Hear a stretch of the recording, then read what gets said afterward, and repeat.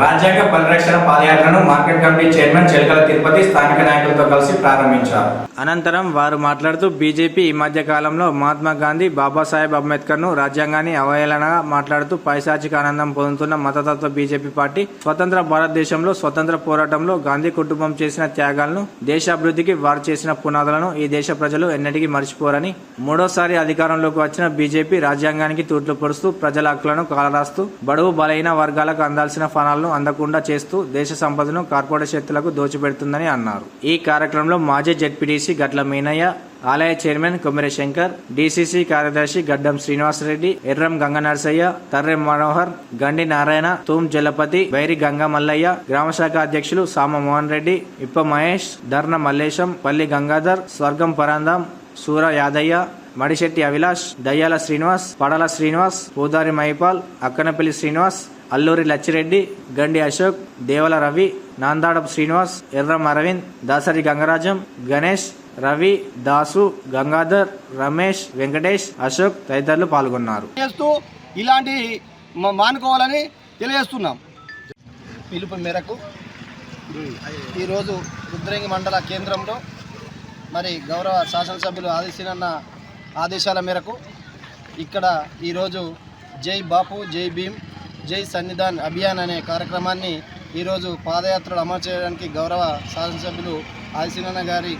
ఆదేశాల మేరకు పాదయాత్ర చేపట్టడం జరిగింది. ఈరోజు రుద్రంగి మండల కేంద్రంలో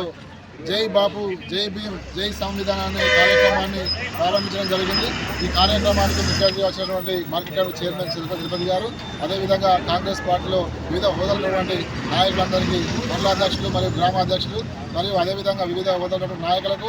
అదేవిధంగా పాత్రికేయ మిత్రులకు మరియు కాంగ్రెస్ పార్టీ కుటుంబ సభ్యులందరికీ పేరు పేరు నా హృదయపూర్వక నమస్కారం తెలియజేస్తున్నాను. భారత రాజ్యాంగాన్ని కాపాడుకోవాల్సిన బాధ్యత ప్రతి పౌరుడిపైన ఉందని చెప్పి తెలియజేస్తూ, ఈ భారత రాజ్యాంగం అంటే మనకు ఒక ఆత్మగౌరవంగా భావించుకొని రానున్న రోజుల్లో ఆర్థిక పరంగా కానీ, సామాజిక పరంగా కానీ, న్యాయపరంగా కానీ అన్ని విధాలుగా ఒక మానవ జీవితంలో కావాల్సినటువంటి సకల సౌకర్యాలను ఏర్పాటు చేయడానికి ఉన్నటువంటి భారత రాజ్యాంగాన్ని ఒక గొప్ప దిశగా చూసుకుంటూ రానున్న రోజుల్లో ఖచ్చితంగా ప్రతి ఒక్క పౌరుడు ఇలా భారత రాజ్యాంగాన్ని కాపాడుకోవాల్సిన బాధ్యత ఉందని చెప్పి తెలియజేస్తూ ఈ కార్యక్రమంలో పాల్పంచుకున్న ప్రతి ఒక్కరికి పేరు పేరున నా హృదయపూర్వక ధన్యవాదాలు తెలియజేస్తాను. రుద్రంగి మండల కేంద్రంలోని అంబేద్కర్ చౌరస్తా వద్ద ఏఐసిసి పిలుపునిచ్చిన మేరకు భారత రాజ్యాంగాన్ని మరొకప్పుడు కూని చేస్తారేమో ఈ బీజేపీ పార్టీ వల్లనే అనుమానం వచ్చి రాహుల్ గాంధీ గారు జోడో యాత్ర ఏదైతే ఎంత సక్సెస్ చేశాడో, మరి ఈ యొక్క భారత రాజ్యాంగంపై అవగాహన కూడా ప్రతి గ్రామాన, వాడవాడన, వీధిన, గడపన భారత రాజ్యాంగాన్ని పరిరక్షించుకునే విధంగా ఈ యొక్క పాదయాత్రను అమలు చేయడానికి ఈరోజు మరి గౌరవనీయులు పెద్దలు ఆశనారి సూచన మేరకు రుద్రంగి గ్రామంలో పాదయాత్రను ఒక ప్రాంతంలో మొదలుపెట్టడం జరిగింది. ఎందుకంటే భారత రాజ్యాంగం ఎన్నో ఏళ్లు కష్టపడి మరి మన గౌరవనీయులు అంబేద్కర్ గారు వీరందరూ కలిసి, గాంధీ గాని వీరందరూ సంవిధానం పద్ధతిలో రచించి ప్రతి పేదవాడికి కల్పించే హక్కులు ఎంత బ్రహ్మాండంగా రాసిర్రో దాన్ని కాలరాస్తామని చెప్పి 400 సీట్లు కింద వస్తే బీజేపీ ఈ భారత రాజ్యాంగాన్ని తుడిచిపెడతారని చెప్పి వాళ్ళు ఆల్రెడీ వాగ్దానం చేశారు. ఆ వాగ్దానాన్ని మరి ప్రజలకు తీసుకెళ్లి ఎట్టి పరిస్థితుల్లో భారత రాజ్యాంగాన్ని